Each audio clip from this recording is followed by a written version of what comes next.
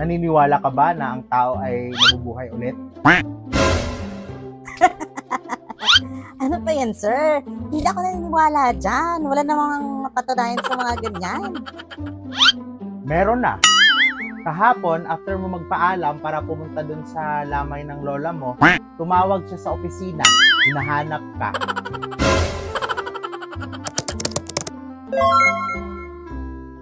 Oh, late ka na ng 3 araw ngayong linggo. Alam mo ba kung ano ang ibig sabihin nun? Di Wednesday.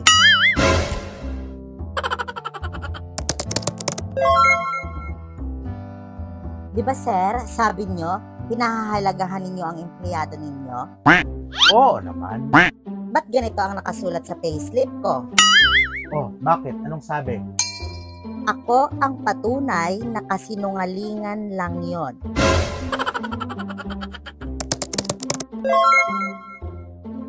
Sir, bakit ganon? Kapag bagyo, ang school walang pasok. Pag may pandemic, wala pa ring pasok.